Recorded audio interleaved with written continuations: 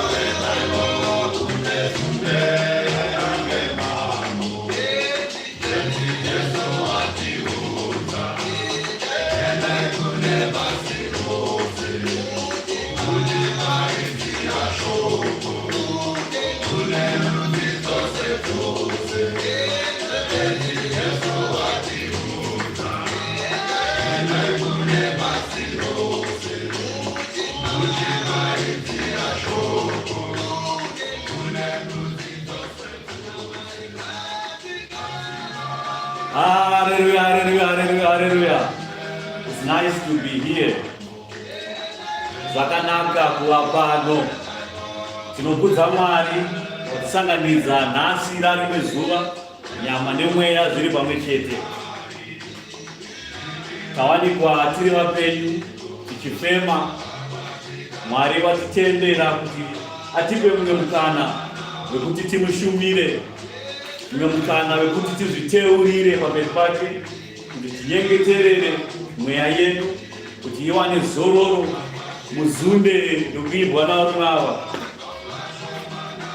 Ndisangapinda mushoko wevhangeri yanhasi, ndinotanga nekukudza iye wapegura pamazuva ake. Jehovha Mwari waIsraeri ngaakudzwe kubva zvino nekusingaperi. Ndinokudza Ishe wamadzishe, Mambo wamadzimambo. Muzita rake takaponeswa, muropa rake takapiwa upenyu hutsva. Ishe wedu ngaakudzwe kubva zvino nekusingaperi. Amen. Ndinokudzawo mweya mutsvene waMwari, mweya wazokwadi, azati ari mudzimu inoyera, azati ari kuti Pio kana kuti Dhamreta, azati ari Ginazio kana kuti Andrea, azati ari Holy Ghost, nekuti hatizati chiri chipoko, haana kubva kwakafa kuti ave ipapenyu, asi mweya mutsvene waMwari, mumwe munyaradzi watakapiwa kuti ave nesu atidzidzise zvose pamusoro paKristu nepamusoro peushe hwekumusoro kudenga zvinenge zvasara zvacho. Ishe wedu achazadzisa kana achinge achiuya. Ndinokudza varume vakatanga nero basa paJerusarema, vaprista vedu, kutedza nezvigaro zvenyu kusvika kakomana kadiki kanoipa hozana muimba yaMwari, ndichiti amen. Ndinokudzawo anamai vakuru vanokudzwa kutedza nezvigaro zvenyu anamai, kusvika kasikana kadiki kanoipa hozana muimba yaMwari, ndichiti amen. Tusikana tudiki tunoipa hozana yaMwari, kunonzwa chihelele vachiimba, mushure Sata Sunday vanenge vachiimba, ndo vari kuvhura mazuva ano tinowana vachiimba zvokunakidza chaizvo. Ngavanamba mukasimba, dzidzisai vadiki kuti vakurire muna Kristu, kuti havazorasika munzira yekunamata nekunyengetera pakukura kwavo. Izvo zvinoitwa nezvavanenge vachiita izvozvo, mukunyengetera, mukunamata, mukuimba, ndio Sunday school yacho, kuti vadiki ava vakure zvaKristu zviri mavari, zvechitendero nezvokunamata zvikure zviri mavari. Kwete kuzoti murume mukuru nemukadzi mukuru vaona kumuudza zvaKristu, iye akakurira munyika, wakakudzwa nenyika, munhu iye ari pedyo nekuramba kuti ave murasiki wazvokwadi, asi akakura muchitendero, akakura muna Kristu, anotsuurika, anorayirika, uye mweya mutsvene anoshanda naye kuti arambe ari munzira yakanaka, arambe ari mugwara rakanaka. Saka vabereki, rovedzerai vana venyu pane zvakanaka, dzidzai pamuone Ishe unotaura. Saka vabereki, musasiye pwere dzenyu dzichiita zvadzinoda, vachiita madiro aJojina. Baba vasingaise shamhu pamwana wavo havamude, ndochokwadi. Musapesvedze vana. Vakomana ngave vakomana, vasikana ngave vasikana. Kwete kuti kakomana kane kachererwa naamai, kuswera katora unhu hwaamai kakuita unhu hwechikadzi, ndo mbiro dzeungochani padzinotanga ipapo. Dzinotangira mumba, hadzitangire kunze. Kuti akaona nhingi achiita zveungochani, dzinotangira mumba. Amai vacho nababa vacho mukasanamata, amai nababa mukasarova mwana, mukasamutsura, mukasamurayira, mwana iye anokura achiita zvaanoona sezvinhu zvakanaka. Mweya wakaipa anowana nzvimbo yekuti agare muvadiki avo, nokuti vadiki vanotambira zvose zvavanodzidziswa, vanotambira zvose zvavanoona.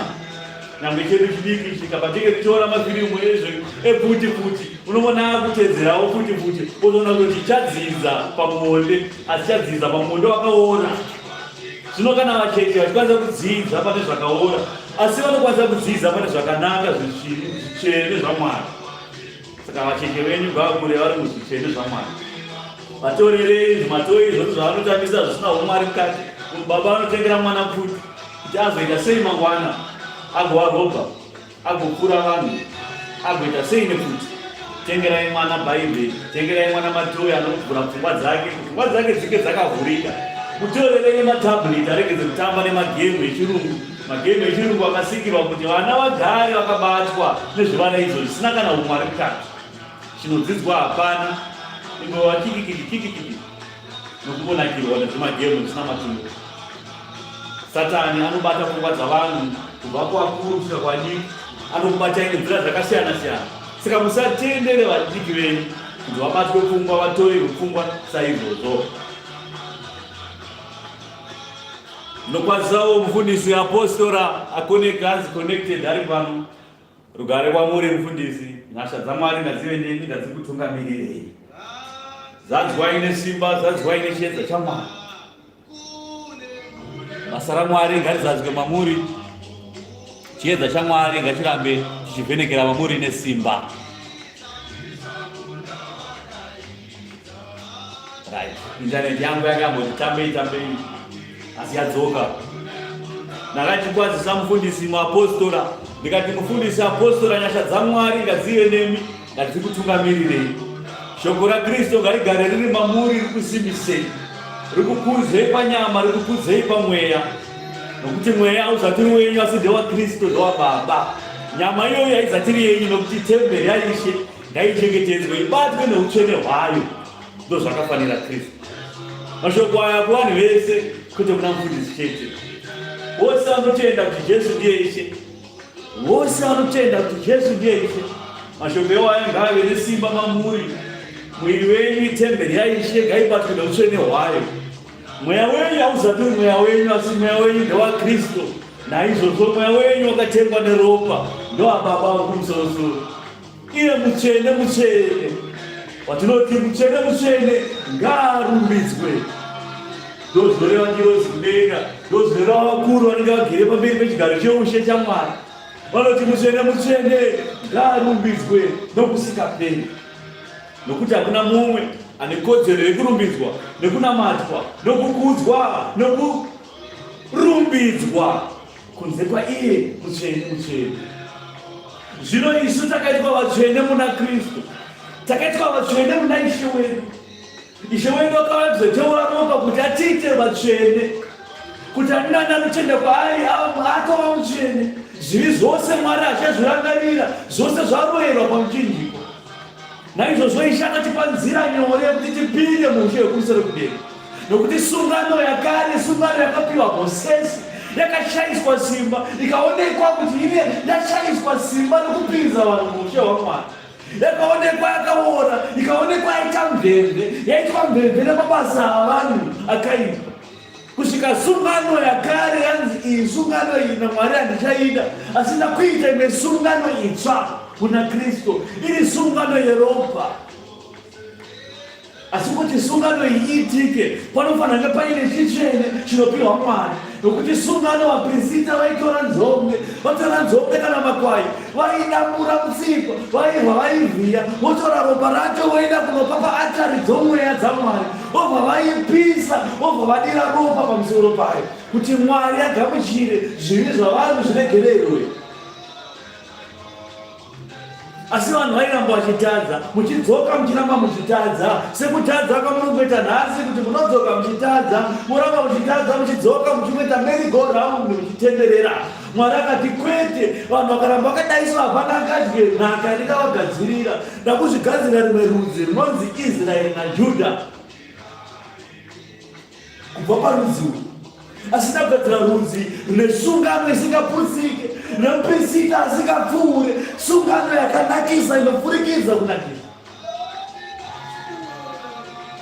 Ipapo unonzwa mumwe kuti saka uri kuti Mwari akaita sungano yekutanga, akaita isina simba, sei akagoita isina simba. Mozisi wakaita sungano yekutanga kuti kutadza kwavanhu kudzorwe kusvika ushe hwekudenga hwasvika, kusvika iye akapikirwa kuti abate ushe kudenga, Kristu Jesu asvike. Ishe zvaisaita kuti Ishe auye nguva isati yakwana, nguva yaMozisi nguva yanga isati yakwana.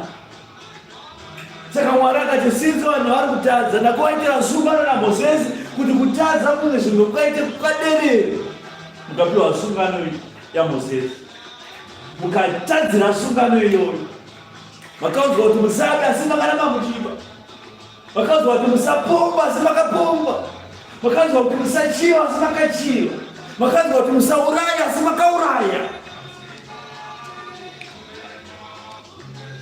Mwari akabudisa madzibaba enyu kubva muIjipita neruoko rune simba. zvikanzi ndakukumurisai muIjipita neruoko rune simba, ndakuchikupai mutemo wamuchatedzera. Saka mese zvamuri ipapapa, sungano yandakukupai neiyi sungano nyowani. Tarirai kuna mambo achauya, Mwari agara akanyora chiprofita kubva kuna Gezesi kuti tarirai ndichenda sungano itsva navanhu ava. Zvagadzira rudzi navanhu ava.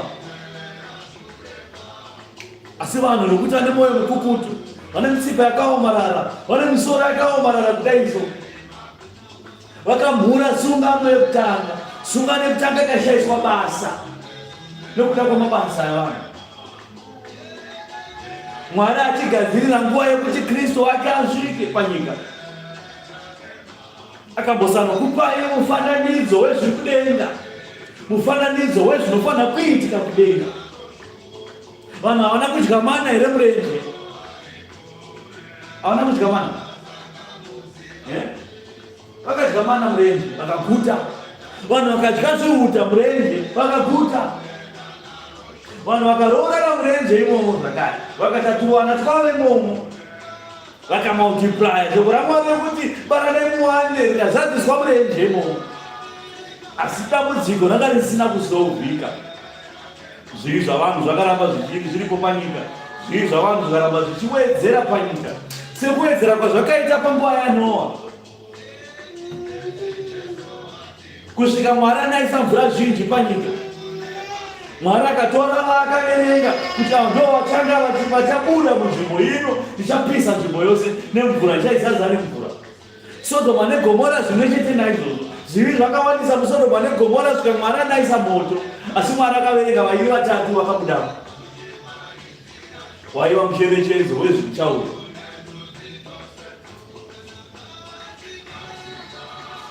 Saka ukatarisa muna mazuva aloti, mucherechedzo wezvichauya, mucherechedzo wekuguma kwezvinhu nevashomanana vachasarudzwa pazvinhu. Mucherechedzo wakaratidzwa zvakare kuna Mozisi kuti vanhu vakatadzira Mwari, vakatadzira Mwari murenje kusvika vashomanene vapwere vavo vazukuru vavo ndovakazobuda murenje vakasarudzwa vakabudamo. Saka Ishe achiti vakava vekutanga vachava vekupedzisira, vakauya vakupedzisira vachava vekutanga. Ndokuonzwa mumwe achiti madzibaba edu, tinorarama namadzibaba edu nemudzimu yamadzibaba edu muchitemba kune vakafa kare, vakauya kare vakasaona Kristu, vakauya kare vakasasangana neevhangeri yakanaka yakadai inotapira, evhangeri yeushe hwekusoro kudenga, evhangeri yekutendeuka kwamarudzi, evhangeri yeushe hwaMwari, evhangeri yaiye mutsvene mutsvene. Havana kuiwana. Neakanasikana havana kubvira vainzwa evhangeri.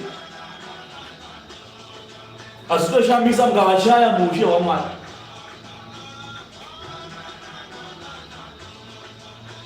Zvino patone vamwe vanovanamata, vachivanamata vanhu vakafa kudai, vakafa vachatichengetedza. Iro shoko richiti vakafa hapana chavanoziva. Vaya vanoya vachiti ndiri ngozi, ndakauraiwa namuka. Haurizi hatiri ngozi, asi mweya yenyika iri panyika, mweya yakadzingwa kudenga, ngerozi dzakadzingwa kudenga dzisina muviri dzinopinda mumunhu, dzotanga kuti ndini ndakauraiwa paya, tadzoka. Vanotaura kuti anonzi mafamiliar spirits. Ndovanoya achitaura kuti anenge achiziva zvose zveupenyu hwako, maurayiro wakaita zvose anenge achiziva, nokuti vanozoona pamweya, vosvika vachipupura zvavanoona nezvavanoziva. Imi mobva mabatwa kumeso, mobva mati akana achiziva zvakati saka ndiye.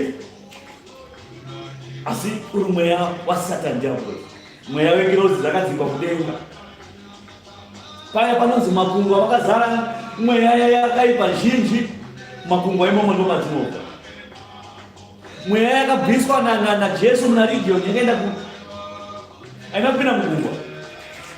Zvino region aitara chinanzi ndinonzi region, kana ichizi region tinoona takawanda.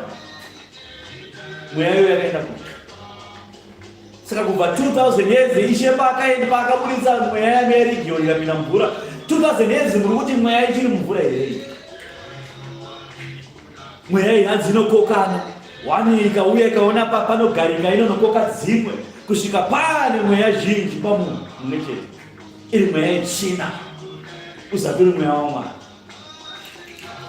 Ndo vanosvika kuti kwandinobva kunopisa, ndiri sekuru, ndiri tateguru, ndiri gobwe, vachitaura mazita ekuzvikudza kwavo ari mazita erima. Hapana chitsvene pazvose izvi, nokuti iye mutsvene wakatiudza akati, tarirai kana pauya mweya pamberi penyu, yedzai mweya wene kuti mweya iyi yakabva kuna Mwari here, mweya iyi inotenda kuti Jesu akauya panyama kubva kudenga here akadzokera nyama yake. Asi mweya iyi haidi kunzwa zita rekuti Kristu, haidi kuona zvinoita nezvekunamata nezvinonzi zveKristu. Saka potai muchiedza mweya panoda kubata nemakereke enyu amunopinda. Makereke menyu imomo makagara kuti ngirozi dzakabva kudenga, dzakadonha kudenga, dzakadzimba kudenga, dzakagara mutumbi yavanhu vachitanga vaprofita, vachiprofita zvavanoona nezvavanoziya, sezvinoita mweya yengozi inoziya. Saka kuprofita muna chinonga tsono hachizati chiri chinhu muushe hwaMwari, nokuti Satani anotoprofitawo. Satani anotoziyawo, anotoonawo, uye zvimwe anotoprofita asati azviita zvisati achazviita. Zvokuti wakati accident last year, unoti Satani akatozoziva wakati ane accident last year, izvo zvakakonzerwa naiye agent wake Satani akakonzera hondo ipapo kuti mota yako irovere. Ariye Satani akashandisa munhu wake kuti zviitike izvozvo. Angadaze kuseerera wakati accident last year. Saka profita akauya achiti, baba ndakaona pakaita accident gore rakapfuura, ndikunyepa here? Obva ati ichokwadi munhu waMwari. Obva ati aiwa, saka uyu munhu waMwari kuti akaona accident.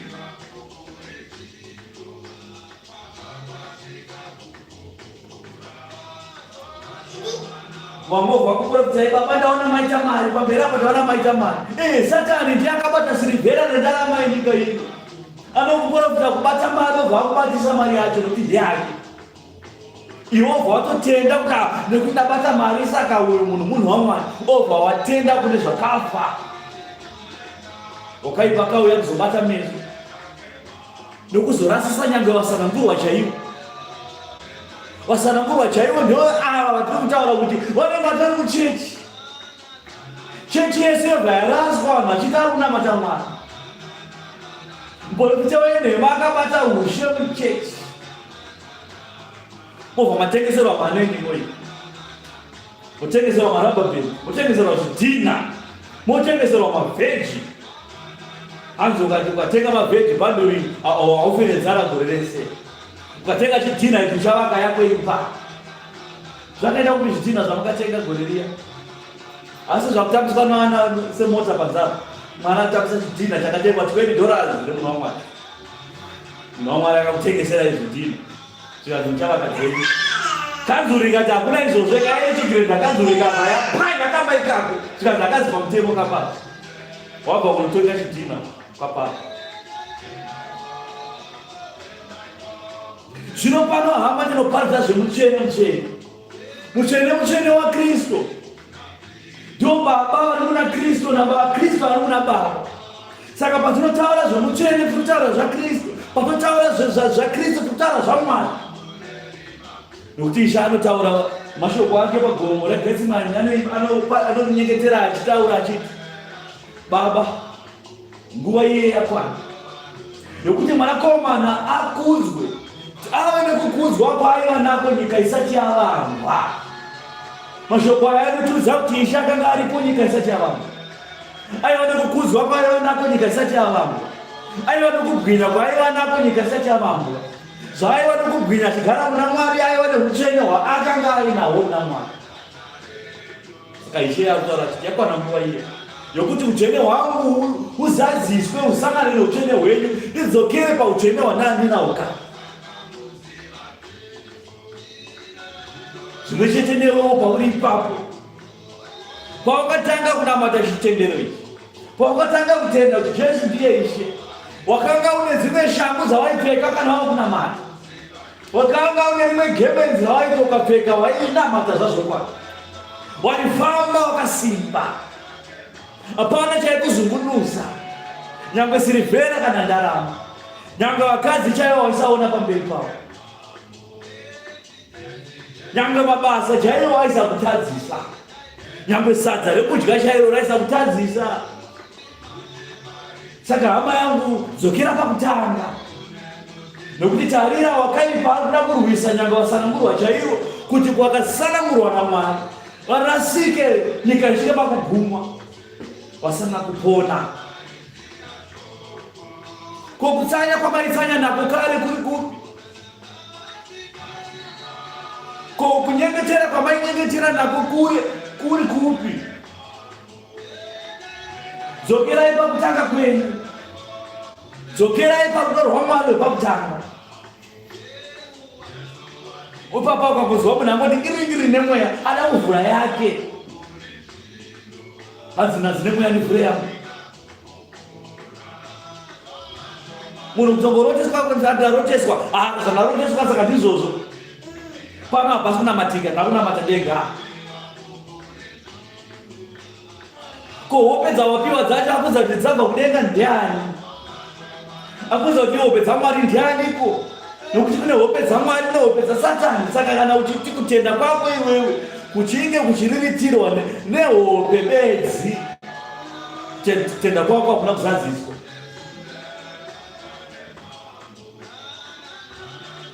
Wokuti kasangana nehope zvakaipa, asi ngative nemweya wekunzvera.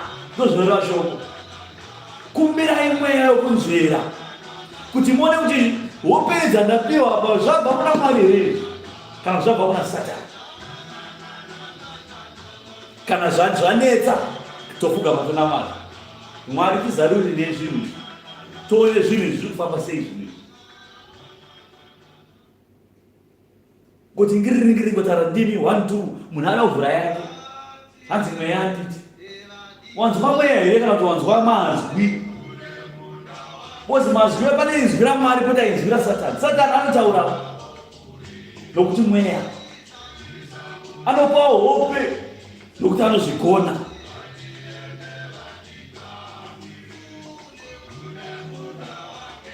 Zvino mutsvene akatipa nzira yakanakisa chaiyo yekuvheta zvinhu, kuti vhetai zvamunopiwa zvose zvamunopiwa zvinzverei pamweya. Mweya miviri mitatu ngaipupure chinhu chimwe chete, nokuti mweya yose inobva kuna Mwari imwe chete.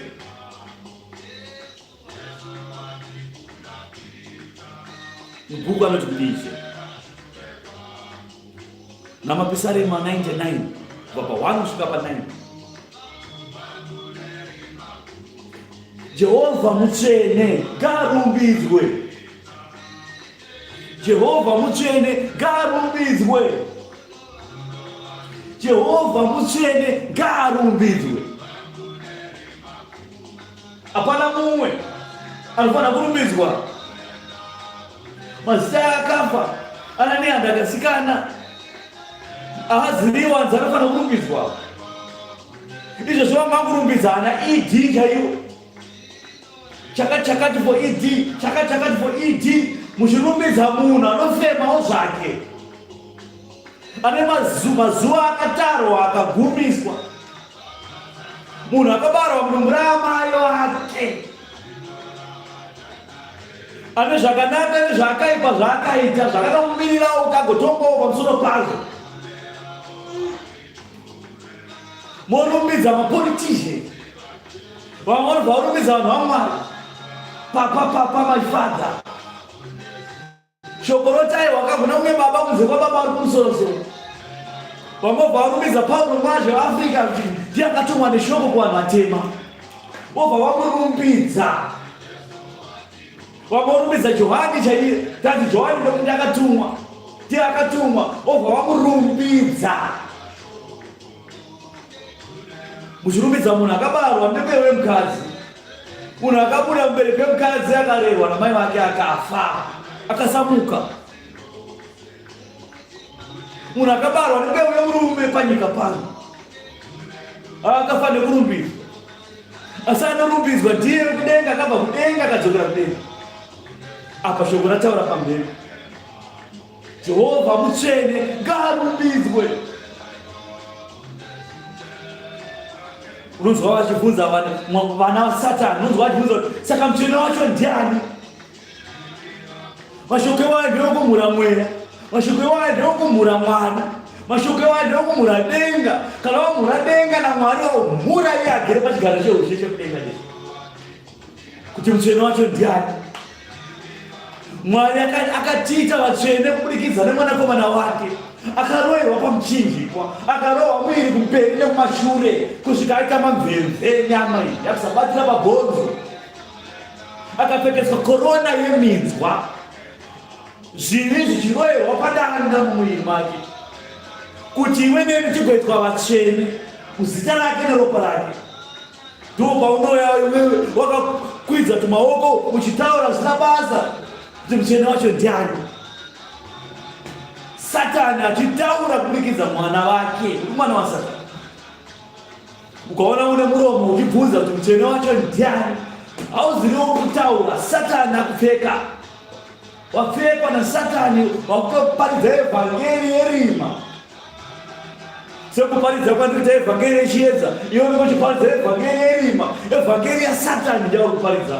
Saka ushumiri hwako hauzati uri ushumiri hwezvitsvene, asi uri ushumiri waSatani. Jehovha mutsvene, ngaarumbidzwe. Jehovha unobata ushe, vanhu ngavabvunde. Mazuva ano anobata ushe ndiani apa? Haazi archbishop, tuzanzi archbishop kuItaly kuRome uko ndiye anobata ushe, saka iye ngaatyiwe. Unoona uri makuru achidedera kutso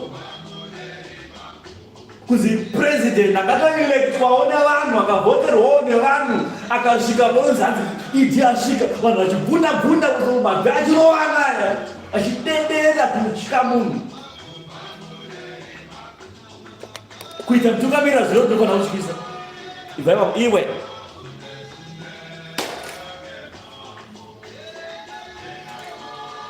mambo, hakuna mambo anotyisa panyika yose, nyangwe Trump yega nemabhomba ake. Trump akasvika unoona vanhu achidedera so neuri makuru nemapresident ekuAfrica akaita chamwe achananga bhutsi yake achifamba kunze president weAmerica asvika, uri makuru. Ndo Mwari zvaari kuramba izvi. Jehovha unobata ushe, vanhu ngavabvunde. Kubvunda kuita kuti kutya kwamunoita Trump kwekuya nekutya kwamunoita ED kwekuya ndo zvamunofanira kuita kana takutaura zvaMwari pano. Asi Mwari unomona sechinhu zvisina basa. ZvaMwari zvipiko, zvaMwari muchita muchituka, muchitaura mashoko ekutuka nekumhura Mwari, muchitaura majoko. Apana umwe anotaura majoko, muchitaura majoko aKristu. Kristu akadanana naMary Magadalena, Kristu aiva mhombwe, Kristu akadanana nemukadzi, amani mashoko evanhu vasingatye. Uyu Mwari uyu dai pasina Kristu dai makaona Mwari kutyisa kwake, asi nekuti nyasha dzakawedzerwa, Kristu akauya akazadza nyasha panyika dzino, takabva taratidzwa nyasha dzaMwari zhinji. Dai pasina izvozvo, hasha dzaMwari dzicharatidzwa pazuva rekupedzisira.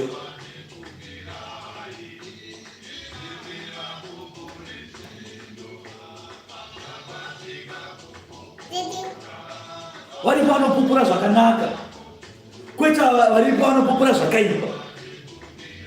Kupupura kwezvakaipa kupupura kwekumhura. Uyu Mwari uyu haarwirwe nesu isu. Uyu ndiMwari anozvirwira oga. Uyu ndiMwari ari pamusoro pavanhu vose. Saka hakuna president kana political party nyange mambo upi na upi ane simba kudarika uyu anoparidza pamwe. Akasika zuva akariturika mhepo. Izvozvo chete zvinofanira kukutyisa izvozvo. Pakauya munhu panapa akagadzira zuva akaisa mhepo so, izvozvo chete zvinofanira kutityisa kuti munhu uyu akagadzira zuva rimiturika mhepo sei. Zvinofanira kutityisa izvozvo, asi hatitye. Zuva rake rakarimisa mhepo tichiriona iro, tapedza kuti zuva iri riri kupisa zvakanaka mangwanani, tobva tamutuka mangwanani acho. Ndo zvamunoita.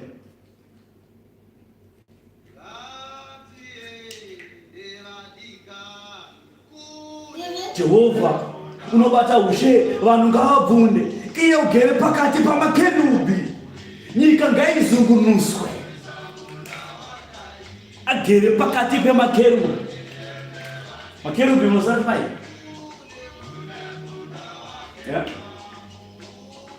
Muziva mai? Amuziva makerubi? Ingirozi dzinogara pachigaro cheushe chaMwari, dzakapoteredza chigaro cheushe chaMwari. Hapana kana imwe ngirozi ingasvike pedyo naMwari sengirozi idzi. Dzine mapapiro anovhara kumeso, dzoita mapapiro anovhara muviri, dzoita mamwe mapapiro anovhara tsoka, dzoita maziso mapapiro ose kunze nemukati, dzoita mavhiri anenge achitenderera, rimwe tenderera so, rimwe tenderera so, anenge ari pakati pemavhiri mumhepo. Kana Mwari akudzika kuuya pachigaro chake cheushe, ngirozi idzodzo dzinovhara kumeso, dzovhara muviri, dzovhara makumbo netsoka. Mwari obva aburuka, obva agara pachigaro chake, dzinge dzichimboimba mahozana chete, nengirozi dzese dzichiimba mahozana. Poita varume 12 vanogara pamberi pechigaro cheushe, vanobata ushe hwekudenga naMwari. Vanotonga madzimambo ekudenga, vanotora korona dzavo pamusoro yavo idzi, vobva vadzikandira pamberi pechigaro cheushe chaMwari, vobva vazvidurura nemuviri wese kunamata Mwari, vachiti mutsvene mutsvene ngaarumbidzwe kubva zvino nokusingapere-pere. Ameni. Ndiye Mwari atotaura nezvake uyu. Papedzwa kuitwa zvese izvi, obva ona iwewe manje uri panyika pano uchituka Mwari. Mwari upiko akauya navarungu? Zvipiko zvimabhaibheri zvakauya navarungu? Vada kutitapa, vada kutorera lendi yedu pamberi nemusangano, pamberi muchituka Mwari.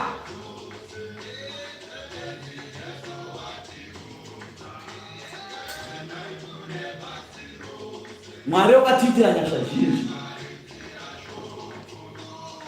Dai maiziva kutyisa kuti Mwari, maisaita zvamuri kuita.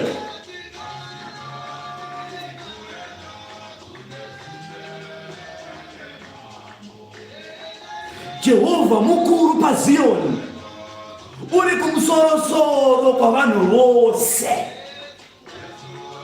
Vanhu vakari kumusoro kwani? Kwavanhu vose, hapana kana asiyiwa. Tese zvedu tese, iye ari kumusoro-soro, tese tiri pasi. Saka paipe paunenge uchiti vari kunyanya varungu, hanzi iwewe uyo utori Mwari pauri, ndozvotaura mashoko aSatani, kuti zviita kunge iwewe une simba kudarika Mwari ari kutaura, zviita kunge iwewe uri pamusoro paMwari ari kutaura nezvake. Mwari chaiye anoziva bvudzi nemusoro mako kuti ingani.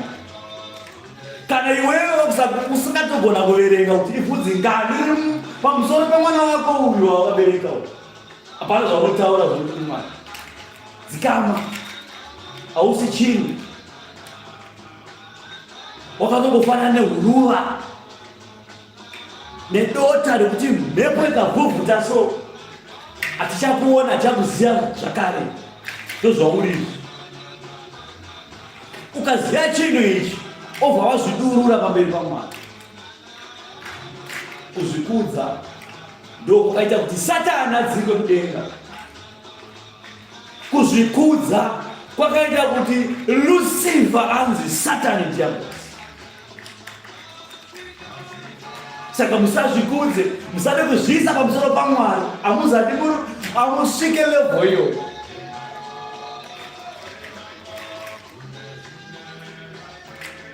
Ngavarumbidzwe zita renyu guru rinotyisa, ndiye mutsvene. Ndiani? Ndiye mutsvene. Saka patinorumbidza paipai tichirumbidza Mwari, tinomurumbidza muna Ishe Kristu Jesu wedu, nokuti mazwi edu aya haasvike naMwari. atikodzere kusvika kuna Mwari. Simba racho hatitorina, baba vacho kwavari hatitokuziva. Saka ichakataura kati hakuna unoziva kuna baba asi vanouya nekwandiri. Akabva kuna baba ndiye anoziva kuna baba. Isho vadzoka zvakaro vati baba zvavari mandiri. Imi kana ndakuya kuna baba munouya kwandiri, nokuti mupupuriri ndiye mumwe chete, mutsvene waMwari ndiye mumwe chete, Kristu. Imwe vhesi inobva yataura ichiti Ishe wangu zvamakaita mutsvene Kristu wenyu, kuti namarudzi atende kwaari muzita renyu. Saka vaya vanenge vachiti hamunonamatireko Jesu, munogonamatireko Jesu tichinamata Mwari. Hatikwanisi kunamata Mwari tisinganamate Jesu. Saka ichakabva ati zvinhu izvi kuti vanhu vasava neconfusion pazvinhu izvi. Inini ndiri muna baba nababa vari mandiri. Munamato pagazimani, baba itai kuti pese pandiri naava vagovapo. Imi baba zvamuri mandiri, ini zvandiri mamuri, chiitai kuti pese pandiri neava vagovapo. Murevereri wedu mumwe chete. Haazati ari papa wako ari kutaurwa, haazati ari Paulo mwazvo Africa, haazati ari Micho Kombwe guru rekuZimbabwe, haazati ari Johani wekuapostora, kwete. Haazati ari Chiwenga, haazati ari Makandiwa kana Magaya, haazati ari TB Joshua, kwete. Pane mwanda wana akabata bhuku ranzani uyo kuAmerika uchigara chidafu. Haazati ari iye, asi murevereri mumwe chete, Kristu waMwari ndiye mutsvene. Hakuna rimwe izwi rinonzwa naMwari kunze kweizwi raKristu. Saka patinonamata tinoisa Kristu pamberi, tokumbira muna Kristu, muzita raKristu, tichikumbira kuna Baba vari kumusoro. Kristu vati mukanyengetera muzita rangu ndichazviita kuti Baba vangu vari kudenga vakudzwe, neushe hwababa hwangu hwekudenga hukudzwe. Ndinozviita.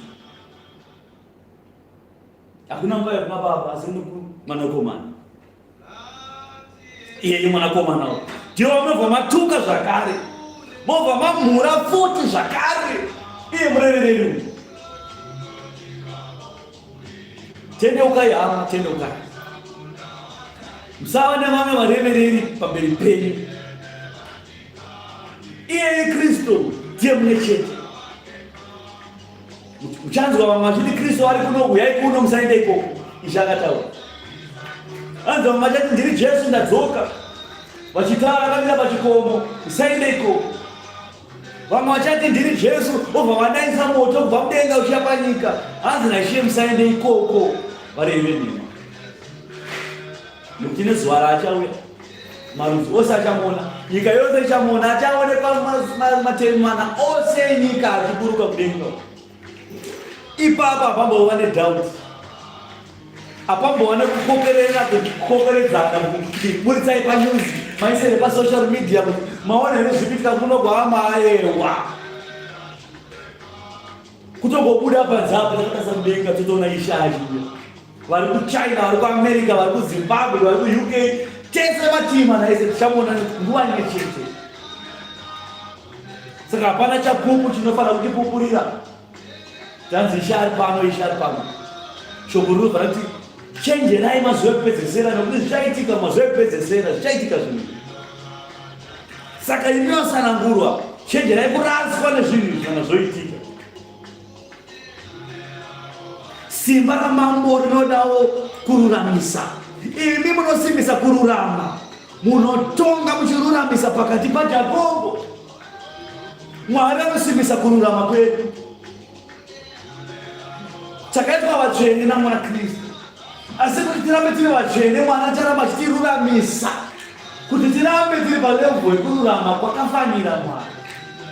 Kururama ikoko Mwari ndoko achatonga marudzi aJakobho. Tisu vana vaJakobho izvi vaIsraeri vazokwana, kunyanya vatema. Imimi timi vana chaivo vaIsraeri, kwete zvavarungu zvamunoona zvine mhino yakareba, kwete.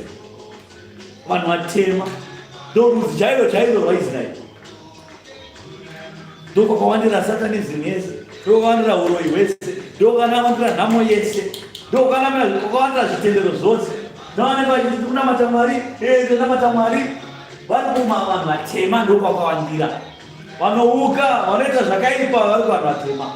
Satani achirwisa rudzi rwakanaka rwadi vana Mwari.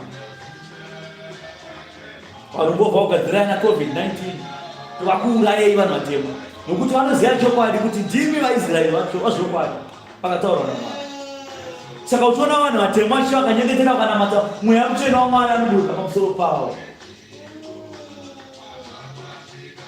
Nderini patakambona varungu vachizadzwa nemweya kutaura nendimi?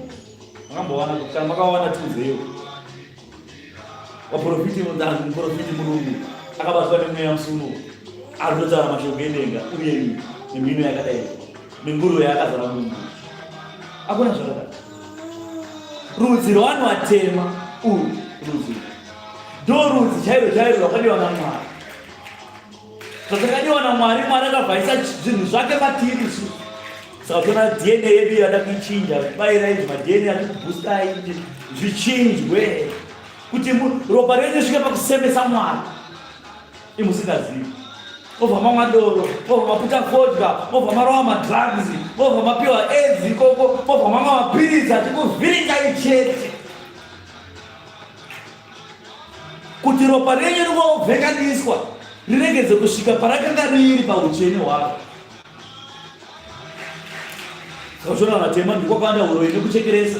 Unoda ropa rako kuti ropa remwana wako kana iri ropa remunhu mutema rikachekereswa, vanobva varomba naro, voita simba naro, nokuti ropa rako iwewe rine simba. Mwari akazvigadzira zvakadaro.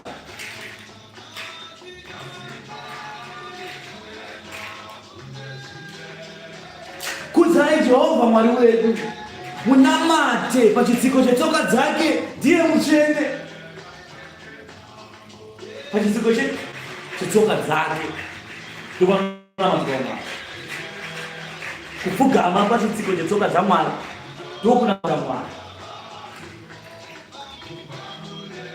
Kwete kuti munhu akasa maoko muhomwe, mumwe achifamba achitenderera machana nendimi dzekunyepa dzisikazika nekudenga, rakasha mahumbwe iwayo.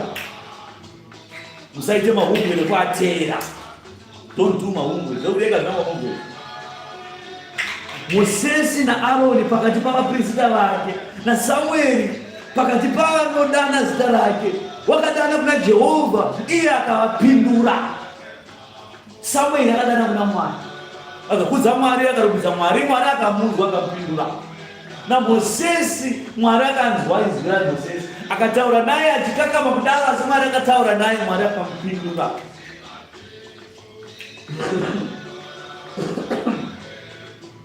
Saka iwe uri munhu rudzi,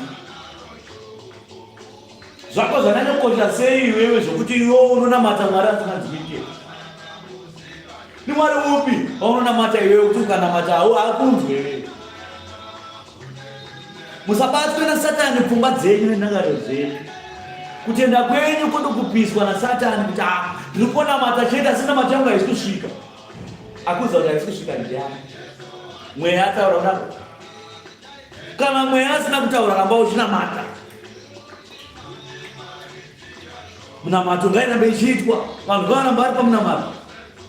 Rambai muchinyengetera, musaneta pakunyengetera, musazungunuswa futi pakunyengetera. Uri pakunyengetera muedzo yeuya ozungunuswa kuti uregedze kunyengetera, zakisa munamato yako.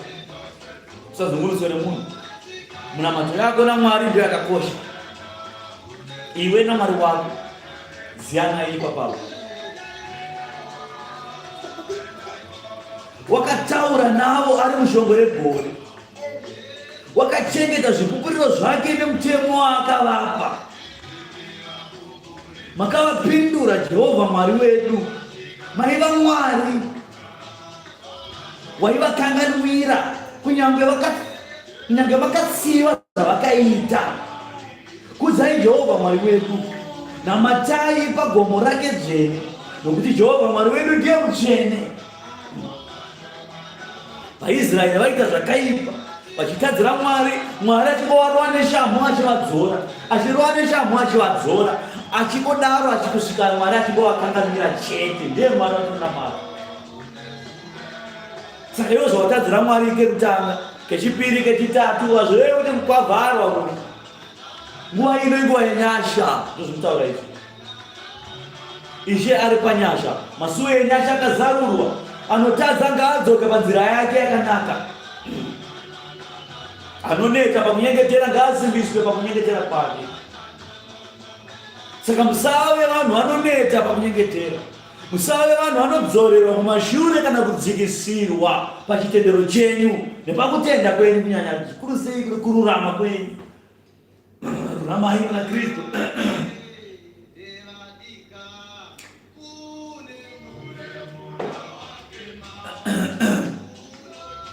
Ekonyatono yapata paungwe.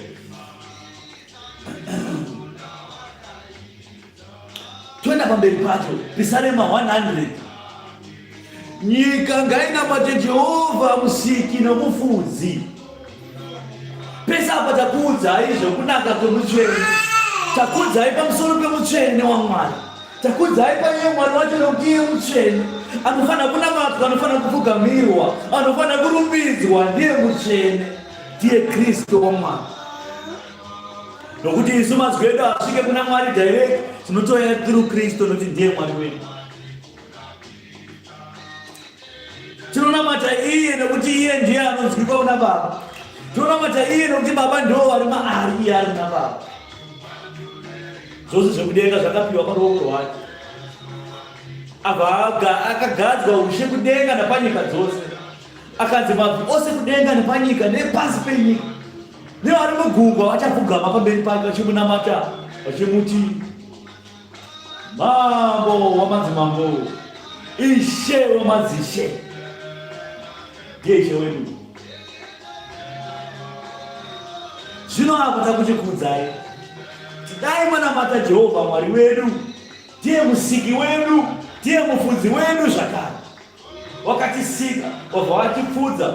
Kana zvakadaro zvoreva kuti ndiye muchengeti wedu nokusingaperi. Muumbi wehari anoumba hari yake. Aumba hari yake yakanaka, obva aishongedza zvakanaka nezvinokosha zvinodhura, obva aisa goridhe nekristari kuti mukombe wake wehari unge wakanaka. Wapedza kunaka daro, obva waiswa moto, obva wafurwa, yobva yava ndarira yakanasopenya, ichitaima, inofadza meso emuumbi. Kusvika muumbi ati ichi chinhu chakanaka nechangu chandagadzira, obva achitora, obva achiisa pakakwirira pamusoro pakachengetedzeka. Zuva nezuva ano achichiona kuti chiripo here, chiri kupenya here, hapana dasti here. Ndo zvinoita Ishe wedu. Ndiye akatisika. Ndiye anoona kuti tadya here, anoona kuti tafema here, zvatinoshayiwa anoona kuti tazviwana here, anoona kuti mweya yedu yazadziswa here, miyedzo yedu yabviswa pamberi pedu here. Saka vabva tamugona kunyengetera ini. Nyengeterai muchiti Baba vedu ari kumusoro kudenga, ngatibatswe noutsvene zita renyu. Kuda kwenyu kuitwa pano panyika sezvinoitwa kudenga. Tipei nhasi zvokudya zvedu zvamazuva namazuva zvakatiringana isu. Tibvisei pakuidzwa nemiedzo ibviswe pamberi pedu. Munamato Mwari abva atikafuma tekunamata nayo, tichikumbira kubva kune zvekudya zvekupfeka miedzo Satani zvese zvakaiswa munamato mumwe chete, kuti tikanamata munamato uyu zvose zvinobviswa.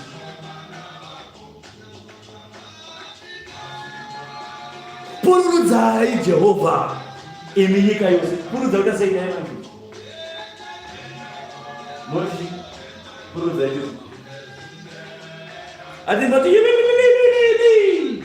muchifara ati pamuchato mandokuridza pamuchato kana mapiwa zvipo muchifarisisa bobva mapurudza muchifara ndokufara kumutaurwa nebhuku kuti farai ana amai pururudzai nokuti kupururudza ndokuradza kufara kwenyu.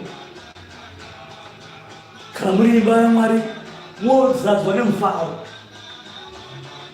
kwete kutendera vakaipa akupfeke imwe muchechi nona munhu akagara ari mukona akadaisi wakafuta komashatirwa neko nhaye namai muchechi matendera seko Satani kuti abate ushe pamunhu. Vanhu vanouya kuimba yaMwari vanofanira kusununguka muimba yaMwari. Zadzwai nemufaro nokuti imba yemufaro. Sunungukai nhamo namatambudziko zvenyu Mwari anozviziva nokusunungurai. Mukereka muzati nokuya kuzobata shaya so uchifunga nhamo dzako nokuti nhamo dzako musiki wako uyu nemufudzi wako anodziziva, ndiye anodzidzima. Mwari waIsraeri iye Kristu tenzi mweya mutsvene waMwari anozadza vanhu vake obvisa zvinokuremedzai. Ishe anoti ndipei joko rako ndiritakure inini ndikupe rangu joko risingaremi. Saka kuimba yaMwari kuimba, saka Mwari achiti potai muchisangana, potai muchiungana, muchinamata, muchirumbidza kuti nhamo dzakadai so namatambudziko akadai so nezvigumbuso zvakadai so nezvinokuremedzai zvakadai so mukasangana mweya waMwari anobata basa okuturirai mutoro wamakaremerwa nawo. Zvinoremedza vanhu zvizhinji, hatingazvidombe pano, asi zvizhinji zvoremedza vanhu. Mwana anoremedzwa nedambudziko remumba, mumwe dambudziko remumba chairo, mumwe dambudziko rekuZimbabwe chaiko, mumwe dambudziko rekubasa chaiko, mumwe kutongotambudzika wokosha kuti chii, anenge atingotambudzika asi achizoshayiwa kuti chii, iri mweya yakaipa iri kumuronda. Zvose izvi Ishe matemberi yake anotendera mweya mutsvene wake abate basa okuturai mutoro yose. Mufanira kuva vanhu vasina kuremedzwa mashoulders avo paimba yaMwari.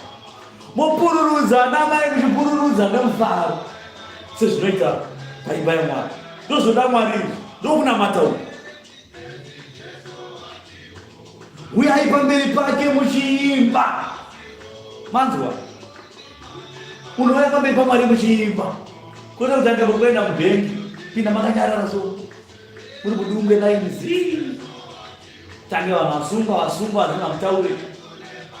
Hanzi uyai muchiimba. Saka namakuenda kuna Mwari uyai muchiimba. Mukasvika pachechi, unosvika pachechi nguva yane mutaura makuhwa muri panze mukanya zvakaitika nezuro zvipi zvakaitika nezuro ngatiimbe mahozana izvezvi basa ratotanga. Kutongodzi varume vasangana vanamai vasvika nababa vasvika takutoimba mahozana ipapo chechi isati yatotanga. Muchechi inosara yovhurwa vanhu vopinda mahozana achiimbwa panzara. Ndokunonzi kuuya kuimba yaMwari muchiimba. Kune vanhu vanokakasa maoko mumwe so vachitara makuhwa panze, vachitara zvimadhiri panze. Tikabva panapa toenda kudhiredu, toda iso dhiredu, hadhiredu nobuda. Ipapo mumwe anenge akabata shaya so achiti ndikabva panapa toenda kugirlfriend yangu yekukoko, mukadzi wemunhu anotaurwa iyeye. Vachironga zvakaipa kuimba yaMwari.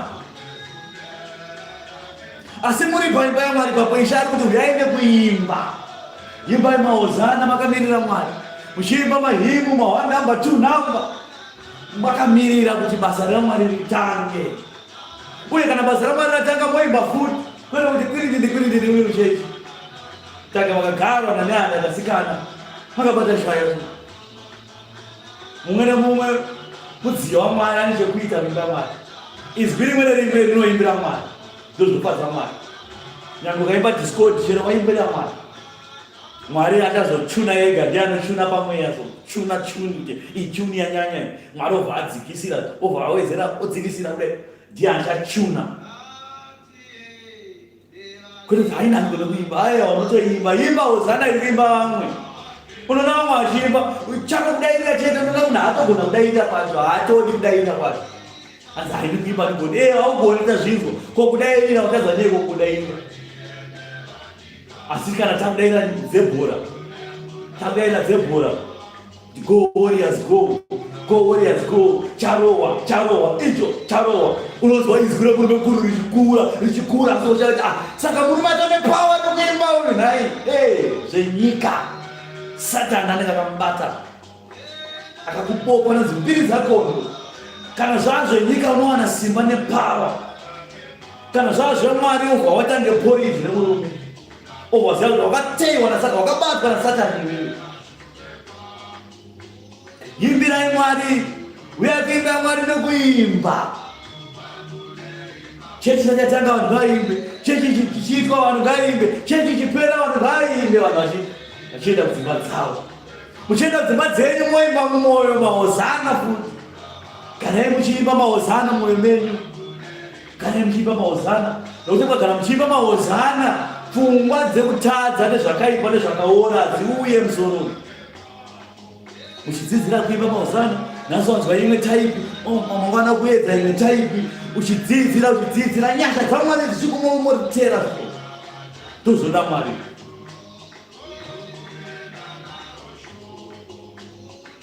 Oti wabva kuimba mahozana denga. Hozana iri kuimbirwa Mwari denga. Nengirozi dzatodairira dzichikushumira iwe uchiimba. Wabva ipapo wasvika kumba ubva wabairira king ulingende achiimba zvinyazi. Imba ngende ichiimbwa zvinyazi zvemazinga. Hozana dzedu dzabuda. Ngirozi dzakachifamba nedzo dzati haisi basa dzapera panapa. Idzi hasi dzedu idzi. Ngirozi dzadzokera kumashure dziti dzokera kudenga. Wodzinga nyasha. Musadzinge nyasha dzaMwari. Nokuti iye ane nyasha zhinji kuvanhu. Nyasha zhinji dzadzakawanzwa kuvanhu, nyasha dzakakupiwa imi kuti dzive nemi. Imi ndiri munodzinga nyasha. Musadzinge nyasha. Imbai mahozana. Garai mahozana ari mamuri. Nengirozi dzinogara dziri pedyo dzichiimba nemi. Paine panochiimba mwoyo mako kuti hozana baba, hozana. Ngirozi dzekudenga dzichikudaira iwo hauzvinzwe, asi ngirozi dzekudenga ndo dzenyu dzakudaira. Izwi rako rakusvika kudenga, Mwari achizwa hozana yako ichiimbwa mumwoyo mako so ngirozi dzichidairira. Denga hanzi Mwari agere pachigaro chake nemakerubhi akamutenderedza pamberi pechigaro chake. Vanhu vose vanomunamata ngavamutye, nyika ngaidengenyeke. Nyika inozungunuswa so nemahozana ari kuimbwa mumwoyo mako. Ndozvazvinoreva kuti hozana yako yaunoimba inoita kuti nyika idekenyeke kudai. Izvo zvezvo ndozvinodiwa naMwari. Nyasha dzaMwari dzouya kwamuri, nyasha dzaMwari dzogara nemi. Zivai kuti Jehovha ndiye Mwari, ndiye wakatiita tiri vanhu vake namakwai anofuzwa naye. Pindai pamasuo ake muchivonga, napavazhe dzake muchimurumbidza. Nokuti Jehovha wakanaka, ngoni dzake dziripo nekusingaperi, nekutendeka kwake kumarudzi namarudzi. Hanzi paruwazhe rwake tosvika chikoimba nekurumbidza. Neimba yemukati chikoimba nekurumbidza. Nekusime kuseri tikaenda kuchivanze nekuseri chikoimba nekurumbidza. Ndozvinodiwa naMwari. Zvichida kuti Mwari ngaanamatwe nekurumbidzwa nekuongwa munzvimbo dzose. Kunotanza nhasi pandiri apaiti saka zvekuti ndimbire Mwari azviite. Imba mahozana mwoyo mako. Ndiri kubasa, basa rakandibata. Uri pabasa ipapo. Nyange vanhu vasikanzozva kuimba kozvimbira ipapo. Hozana. Wakabata foshoro yako. Hozana. Hozana. Hozana. Foshoro basa richiendwa. Basa richitofamba so hozana ichiimbwa. Kusvika vatumwa vekudenga vakupa simba rokubata foshoro. Ndopaunoti murume akabata foshoro anofamba. Havasi kuziva kuti zvikufamba zvii. Mwari ngatumwa arayira vatumwa vake kuti mubatsirei foshoro isamurembere. Hozana yari kuimba iri kunakidza iyi. Ona murume wapiwa pawa. Chakabata foshoro so akanaka kufamba achimba hozana, hozana. Achibata foshoro basa richifamba kusvika murume aona kuti murume uyo anofamba basa uyu pane vanhu vese uyu murume anoshanda uyu. Nyasha izvozvo ndidzo nyasha dzakadurwa naMwari, ndidzo nyasha dziri kutaurwa naMwari apa kuti Mwari ane nyasha dzinogara nekusingaperi kumarudzi namarudzi, kwete kuvanhu vatema chete, rudzi namarudzi, kuvatema, kumisanganiswa imi makarani, kuvarungu, kumachina nevakangosangana-sanganawo vakangodaro. Munhu wese hapana akarambirwa. Hosana ihosana. Hosana ikaendwa panapa munhu asingagona kana zvichona anofanira kuiimba hosana. Nokuti hosana hatise mawedzi imomo. Uye hosana kureva kuti Mwari ngaakudzwe. Marudzi ose anozviziva izvozvo. Saka tikafanidza machina, murungu apa, muAsia, muArabu apa, muchiyapa, tikatanga kuimba hosana panapa, tese tofanira kuimba hosana iyo ichibuda. Nokuti tikatanga inokwanisa kuita himu so. Iyo vaizonzi hosana yopedzera ikaita himu yavanzi hosana yopedzera, hakuna munhu angatadza kuimba. Ukatadza kuimba unozvikudza. Zita rekuti Mwari rekuti Yahweh, munhu wese anogona kutaura. Saka Mwari akaisa kuti munhu wese paanozvarwa, paanotanga kuzvarwa paipa anocheche chaandanga kutaura kuti Yahweh. Munhu paanotanga kufema kuti feme yake akataka kufema zita raMwari kuti Yahweh. Munhu paanofa anokudza Mwari kuti Yahweh. Mweya womunhu anobuda. Saka munhu akasikwa naMwari kunzi arumbidze Mwari pakuzvarwa kwake nepakufa kwake. Zvepakati apa zvapauri iwewe. Toda kumushumira yakauri. Uchatongwa nezvepakati apa. Asi zvokuzvarwa kwako nekufa kwako, Mwari akamake sure kuti munamukudza chete. Takudza Mwari. Profita Jeremiah ndafungiza ndakuvhara, asi zvachaita changurwa mutserendende naprofita Jeremiah nokuti chidemo chidiki tobva ndavhara navaHebheru 8:1 kusvika pa13. Saka kuna profita Jeremiah 45:1 kusvika pa5 mashoko makuru aripo.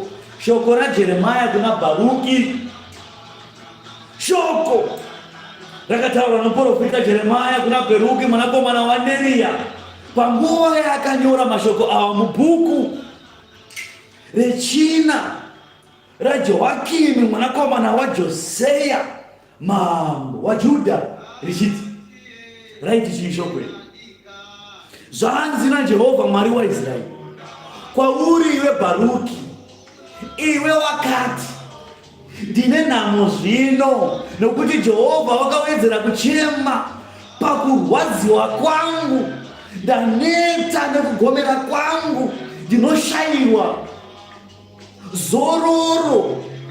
Zvino chiti kwaari: zvanzi naJehovha iwe Bharuki, tarira, chandakavaka ndichachikoromorazve, chandakamisa ndichachidzaurazve, ndizvo zvandichaitira nyika yose. Iwe unozvitsvakira zvinhu zvikuru here kudarika izvi? Usazvitsvaka, nokuti tarira iwe Bharuki, ndichauyisa zvakaipa pamusoro penyama yose, ndizvo zvinotaura Jehovha. Asi ndichakupa upenyu hwako iwewe chive chinhu chakapambwa panzvimbo dzose kwaunoenda.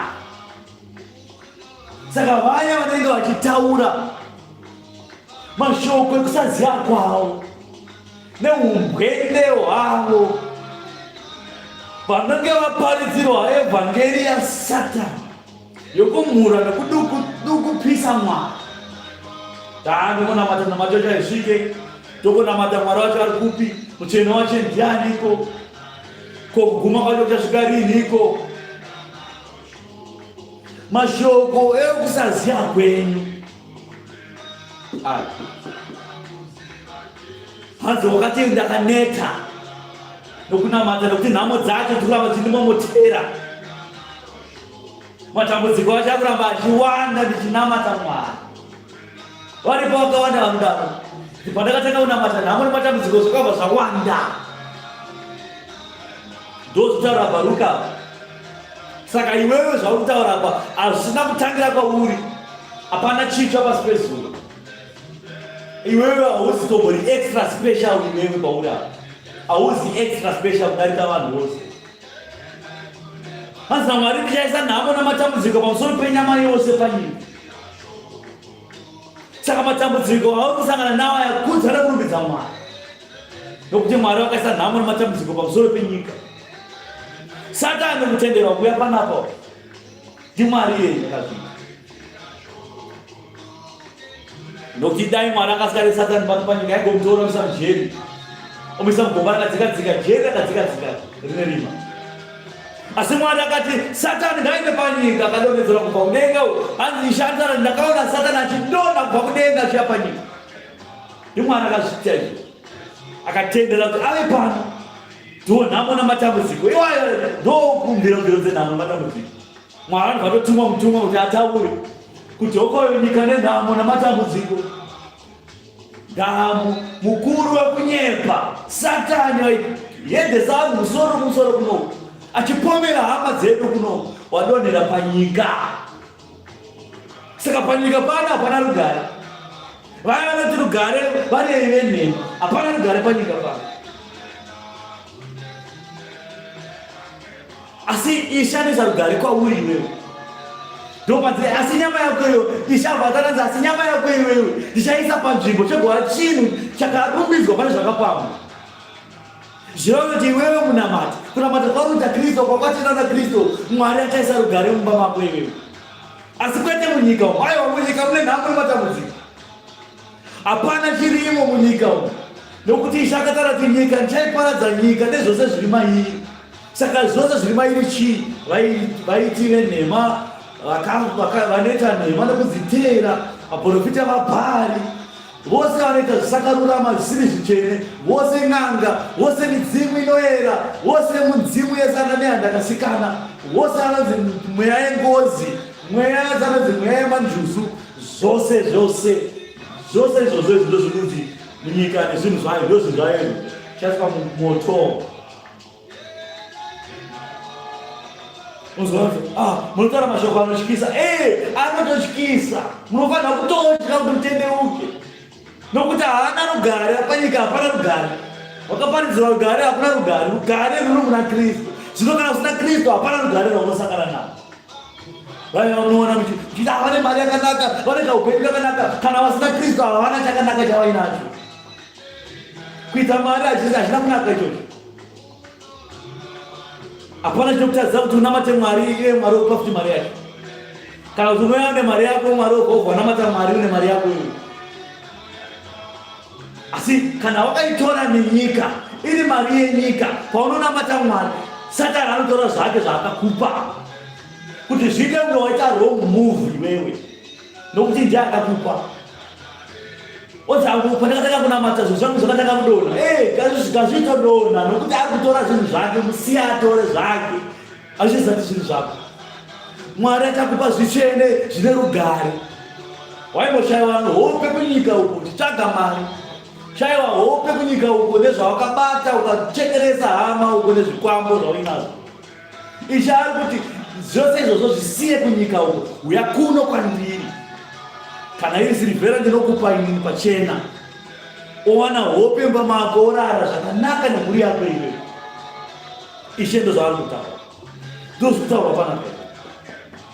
Naizvi ndikandibvana navaHebheru. VaHebheru 8:1-13 mashoko okupedzisira. Sungano yakare yapfuura. Kristu ndiye murevereri wesungano itsva. Mashoko makuru. Mwanzo mashoko makuru. Sungano yakare yapfuura. Kristu ndiye murevereri wesungano itsva. Mashoko aya ari kubva kuna vaHebheru kumberi. Kristu wadzokera kudenga ati. Haasi kubva kuOld Testament. Old Testament zvapfuura. Ishe wafa wamuka waenda kudenga. Apa akutitaurira zvino kuti sungano yeye yakapfuura. Kana makutotaura zvesungano yeye yamuchitaura nhasi zvakapfuura zviya. Tane sungano itsva ine murevereri mumwe chete. Wanaparidza pakutanga tikati murevereri mumwe chete. Baba ari mahali na iye ari na baba. Atikwanza rinda kuna baba tichisiya iye kana kuramba iye. Saka tichinamata muzita rake, muzita raKristu. Muna Kristu imomo ndo muna baba wedu.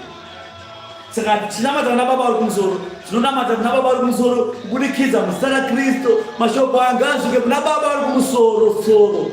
Ishe ndiye anotora munamato wedu. Munoziva kuti Ishe anotinamatira zuva nezuva. Ishe chaiye Kristu anotinamatira zuva nezuva kuna baba, achitinamatira isu tiri panyika panapa. Baba, chengetai vana vangu vamakandipa, varwirei, vasunungurei, musasiye vachibvutwa nerima. Ishe achitinamatira. Ndo paunoona iwewe nyange munamati yako yakaneta, nyange usina kutombonamata, une paunongoti mwana anongokubvuta kubva parima. Ndapota narowa nemota kaka. Aiwa Mwari ariko, Mwari mudenga kwariko. Wakupupura kaka. Wakutopupura, wakutopa testimony. Ndakupa testimony. Ndakapota narowa negonyeti. Kristu wakakunamatira, Mwari kukunamatira zuva nezuva. Asi izvozvo hazvisi zvakupinza kushenge. Kristu anakunamatira kuti Satani achaiswe simba pamusoro pako. Asi kuti Satani akundwe, iwewe munamato yako iwewe ndio inodiwa. Unamata kuna baba, Kristu anoshanda nemunamato yako iwewe. Kuti baba munamato wandapiwa. Takunamatira vana munamato yavo iwewe. Mwachengetedze panyika. Pane munoziva kuti pane nhamo nematambudziko. Pane muchinda anonzi Satani apa, ane nharo. Anoshandira zvinhu zvitenge zvakanaka, zvinhu zvakaipa. Kuti vana ava izvozvi takafanana nevana vacheche vachangozvarwa vakangovhura maziso asi hapana chiri kuonekwa. Mwari ndio kutoona kwanga achiita kuti vana ava vakavhura meso asi hapana chinoonekwa. Kristu akatoiparidza zvikati vane meso ekuona asi havaoni, vane nzeve dzokunzwa asi havanzwi. Vaitaura Satani. Satani anouya oita zvavanoita vakatarisa, muchitotenderana mobvumirana. Andima musoro webhora iri, takazoona bhora rakatotera bhora tichibvira Satani. Asi takakura madzinza ese tichiita zvebhora, tichitoenda kubhora, kumameti, kuchikoro, zvese zvakabatwa naSatani. Bhora rakabatwa naSatani, chikoro chaicho chakabatwa naSatani, zvese zvakawanda zvizhinji zvakabatwa naSatani. Asi hatei tisingaoni nokuti takakurira mazviri, nabereki edu akakurira mazviri. Asi Mwari wavandizarurira akati bhora iri nderaSatani. Memuchinamata mufananidzo waBhaari. Pamukombe pamakabata chikombe chedu, ndomukombe unofananidzwa nechimhuru chakasikwa naAroni agadzirira vanhu, vana vaIsraeri vamunetsa. Ndo chisobe chakabatwa naRonaldo, goti, mbudzi ni Satani. Saka tinomeso kuona sationi, tenzeve dzokuzwa satinzwi. Saka zvinotoda nyasha chaidzo dzobva kudenga. Saka Mwari akati kana zvidai pamuti unyoro, pamuti wakaoma, tisu muti yakaoma, takaoma kudhara, zvikadai so tinochikoka tivhunika. Asi kana zvidai so kuna Kristu, kokuzoti kune vanhu isuzve. Mwari obvati aiwa muri vanhu zvenyu, asi mune simba ramuinaro. Simba ramuinaro ndekuti mavana vaMwari. Saka zvamavana vaMwari, vane simba remuimba yaMwari. Iwe naKristu tafanana. Saka chinzi Kristu ndiye dangu kubva kwakafa.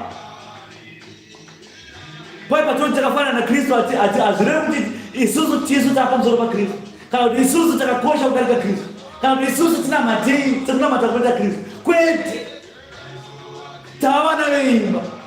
Ishe achiti baba apa, isusu chiti baba. Zvikatinetsa tinoti mukoma, munezvo takakuitwa baba. Baba obvati mira taura nababa tizigotitochita sei. Baba une vana vakatanga kurohwa naSatani. Baba obvati handakakupa iwo simba repazviri, pedza nyaya dzako shaka. Kristu obva auya ndokukuzoya kuti Kristu kukuzoya ari kuzopedza nyaya idzi dzaSatani. Akudonhedzera maBhaibheri ndisapedzise kuparidza kuti zvisanzwike zvandiri kuparidza panapa. Kristu ari kuuya kuzopedza nhau idzi. Nhau dzese idzi dzinoda kuzopedzwa. Asi paari kuzozipedza, iwe unenge wakamira papa.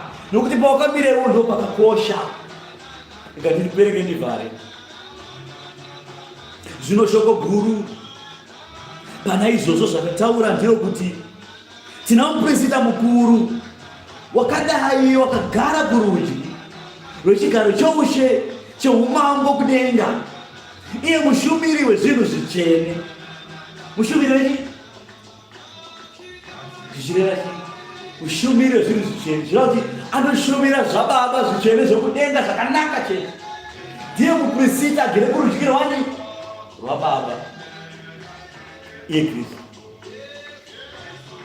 Muprista ari kuitei? Iye mushumiri wezvinhu zvitsvene newetabhanekari chaiyo. Munzwa? Tabhanekari yeya yaitagorana Mozisi achimhanya nayo yeya waiva mufananidzo wetabhanekari chaiyo iriko kudenga. Iyo ndiyo yataurwa manja kuti iye anzi ndiye mushumiri wezvinhu zvitsvene newetabhanekari chaiyo yakamiswa naShe, isina kumiswa nomunhu. Yakamiswa naShe. Hapana munhu anotara ndakamisa tabhanekari yaMwari, hakuna. Nokuti muprista mukuru mumwe nemumwe wakagadzwa kuti abayire Mwari nezvipo nezvibayiro, naizvozvo naiye waifanirwa kuti ave nechaangabayirawo. Nokuti dai aiva panyika ungadai asina kuva muprista, nokuti vaprista varipo vanobayira Mwari zvipo sezvinorehwa nomurayiro. Ivo vanoshumira mufananidzo nomumvuri wezvokudenga sezvakarayirwa iye Mozisi oda kuita tabhanekari. Nokuti wakati, tarira uite zvose nemufananidzo wawakaratidzwa mugomo.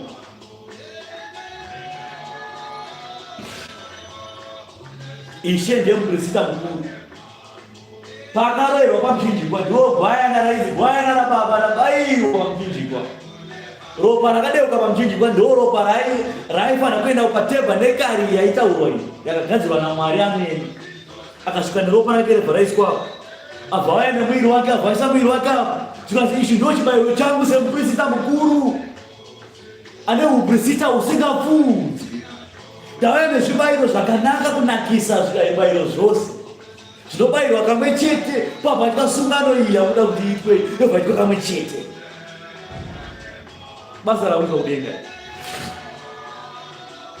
Mozisi zvaaita paipa achitora zvibayiro ana murenje achiyananisira vana vaIsraeri waiva mufananidzo wezvaizoitwa apa. Ishe aurayirwa pamuchinjikwa.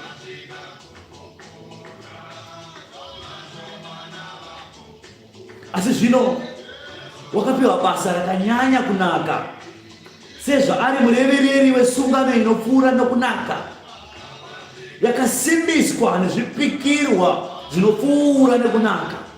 Zvipikirwa zvipi? Nyama yake neropa rake Kristu risina mhosva. Nokuti dai iya yokutanga yakanga isina chaingapomerwa, yechipiri ngadai isina kutsvakirwa nzvimbo. Saka sungano yokutanga yeye dai isina kuwanirwa mhosva, ngadai yakamira nokusingaperi. Asi nekuti waiva mufananidzo yezvichauya zvaifanira kuzoitwa patabhanekari chaiyo isina kuitwa nemunhu, yakaitwa naMwari, zvaizofanira kuti zvizadziswe kudenga nechipiriso chakanaka, kunaka zvipiriso zvose zvemhuka zvataita panyika pano. Panofanira paine ropa richene nenyama ichene, kutsiva upenyu hwatakarasikirwa mugadheni reEden. Nhau iri kuitika yatitaura panapa inhau yemugadheni iri kuitika, kutsiva zvakaitwa mugadheni naAdhamu nomukadzi wake. Pauchadya muchero uyu zviro kwazvo uchafa. Akafa, haana kufa. Ndiani kudenga akamira achiti Jesu haana kufa? Yesu anoti takamboona akafa mazuva matatu. Asi Mwari obva ataiwa kwamazuva matatu ipapo ndabva ndasimbisa sungano itsva isingapfuuri. Chindipa chipiriso chakakodzera naimuprisita. Mwari ati chigaro chakapa, chigaro chouche chiri papa, chigaro chekurudyi apa ndo pana Ishe. Owanzi naimuprisita zvandakakumutsa kubva kwakafa, chindipa kachipiriso chako chevanhu vako vandakakupa. Yo batai waka chipirizo ndinacho chipirizo cha vanhu vamakandipa. Ichi ovaisa nyama yake. Ropa racho iyi ovaisa ropa rake. Izvi zviri papa gwayana renyimwa. Mwari vati ndazvigamuchira nokuti ndaona zvinhu zvichene. Hapana mhosva yandaona paropa iri nenyama iyi. Saka chipiriso ichi ndachitenda ndachigamuchira. Zviva kuti sungano iyoyi ichararama nokusingaperi nokuti muprista uyu haafe. Haachinjwe, akuye mumwe. Hakuna chimwe chipiriso chaitwa futi. Ichocho chakatikwanira. Ndezvokudenga izvi. Nokuti unovapa mhosva achiti, tarira mazuva anouya ndozvinotaura Ishe, andichaita nawo sungano itsva neimba yaIsraeri uye neimba yaJudha. Zvirava kuti vana vaIsraeri isu vanhu vatema chaivo, tisu imba yaIsraeri, navaJudha ndo vamwewa. VaJudha vakaponda Jesu, vaJudha navaRoma vakawirirana vose vakarosa Jesu mapizhikwa. Isu vanhu vaIsraeri chaivo chaivo tikadzingwa. Tadzingwa tikatekeshera nenyika. Rudzi rwavanhu vatema. Saka Mwari ari kuti tichaita sungano nevanhu vatema. Nevanhuwo vari panyika, marudzi ari panyika, ndichaitawo sungano navo. Hapana vandichasiya pasungano iyi. Isina kuitwa sesungano yandakaita namadzibaba avo. Pazuva randakabata ruoko rwavo kuti ndivabudise munyika yeIjipita takanga takatapwa naFaro. Nokuti havana kurambira sungano yangu. Neni ndikasava nehanya navo. Ndizvo zvinotaura Jehovha. Mwari akavashaya hanya nani? Nevana vaIsraeri. Saka takapambwa varombo vakatitora vakaita slavery vakatedza kuAmerica. Tikaiswa maslaves kuAmerica, tikaiswa maslaves kuEurope. Izvezvi takuiswa maslave muzuva nanhasi unozvitsvagira visa oenda kuitwa slave navarungu ikoko. Kwatiri kuno kuti kutoshandiswa samaslave, takazvitsvagira mavisa tikauya kuno tiri maslaves. Asi wasunungurwa naKristu wasununguka zvazvokwadi. Muprista wangu machingura ndikukuonai muri pano. Muri kuPoland, muri slave izvezvi. Muri kwamuri ikoko. Makazvitsvagira visa nekunopambwa ikoko. Mwari akashaya hanya nemi nokuti makatadzira Mwari.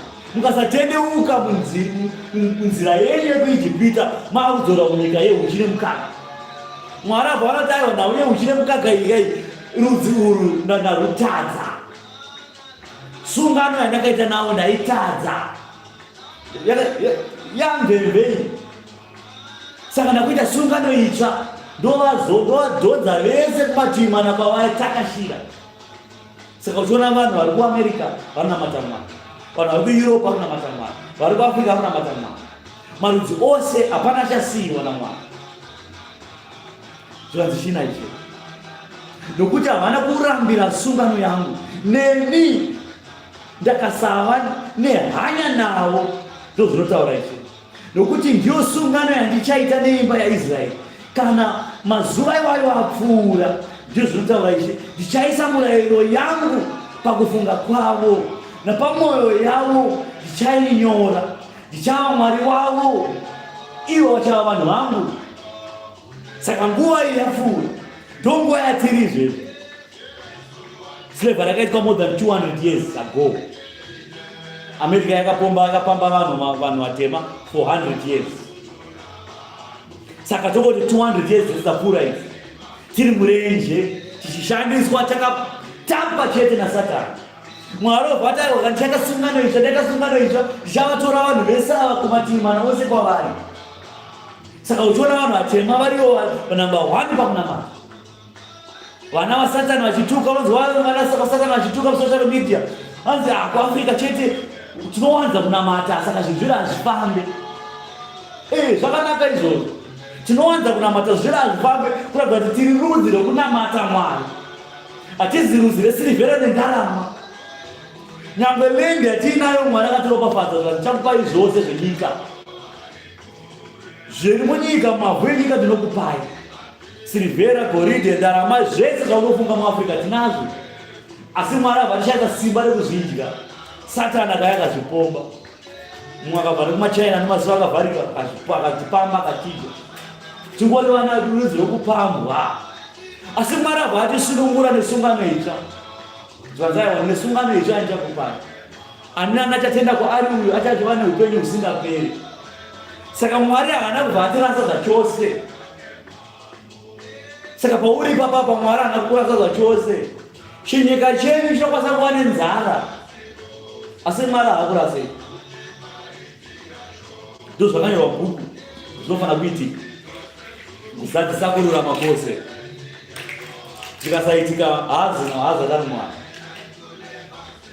Saka paipanao chiti Zimbabwe ichaita seDubai, nyika ichitoguma mune tariro yakafa.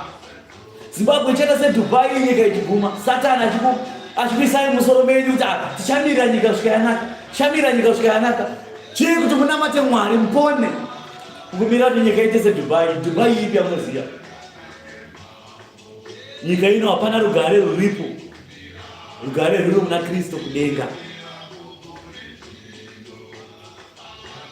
Mumwe nemumwe haangazodzidzisiwo kwake. Kana mumwe nemumwe hama yake achiti ziva Ishe, nokuti vose vachandiziva. Izvezvi evhangeri ndokuparidzai. Munhu nemunhu anoziva kuti kuna Mwari anonamatwa. Ukaenda kupi muZimbabwe, munhu wese anoziva kuti kuna Mwari anonzi Mwari Jehovha, Mwari anonamatwa. Ane mwana yake anonzi Jesu Kristu akamufira, akatifira isu pamuchinjikwa, wakapa ushe kudenga nepanyika. Marudzi ose anoziva. Ndosungano itsva iyi. Power resimba resungano itsva. Ukaenda kuAmerika vanoziva kuti kuna Jesu anonamatwa. Ukaenda kumaArabhu kuno kwanoziva. KumaChina chaiko vanoziva. Hakuna munhu akatonzanzi akabatwa achinzi haazivi kuti kuna Mwari anonamatwa. Hakuna. Ishe ndo zvaari kutaura kuti ndichazvizivisa kwavari vose vachandiziva. Hakuna munhu achaudza hama yake kuti nhai munoziva Mwari. Vanenge vachiziva Mwari asi havadi kumunamata chete. Ndo nhau iri. Vese vanoziva Mwari asi havadi kumunamata. Kubva kumuduku kusvikira kumukuru pakati pavo. Nokuti ndichava nengoni nokusarurama kwavo nezvivi zvavo. Handichazozvirangariri.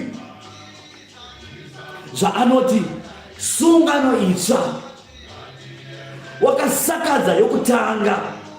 Zvino chinhu chosakara, chova chakare kare, choda kuora. Saka sungano iri kunzi chinhu chakare chasakara chakuda kutoora chesungano iyi. Saka vanhu havasi kunamata Mwari nokuti havasi kunamata Jesu Kristu muzita rake kuti vanamate Mwari. Vari kuti aiwa aingova muprofiti chete, hatinganamate Jesu nokuti aiva muprofiti. Ishe wabvati aiwa sungano ndo yandikutaura kuti yakaora, yatomvemve, chasakara chinhu ichi. Takaita chinyowani chamunofanira kuteedzera. Vanobva varamba kuteedzera chinyowani. Saka vose vanonamata Mwari. Imi vanamati vanonamata Mwari. Musabatwa kumeso naSatani. Musabvarwe kumeso naSatani. Nokuti anzi Satani anouya sengirozi yechiedza, angel of light. Anouya nezvinhu zvitange zvinhu zvakanaka. Handei kubhora, ngatiite zvebhora. Ronaldo, Cristiano, zvipi zvotange zvakanaka kuti akubatei pfungwa dzenyu nendangariro. Kuti mubvise zvose izvi pakutenda nekunamata Mwari. Zvikamba kunamata zvifananidzo. Musaiva namata nezvifananidzo. Kuchiva vakadzi chaiko chaiko. Kunamata chifananidzo ikoko. Mwari ndo zvaakaramba izvo. Saka ukaona wachiva mukadzi wemunhu asati ari wako, wanamata chifananidzo. Une mhosva yekunamata vaMwari vasingazivikanwi chifananidzo. Une mhosva yekuti mukadzi asiri wako. Ane mhosva mbiri. Zvino mufanira kureura zvivi zvenyu pamberi paMwari. Mwari akusunungurei.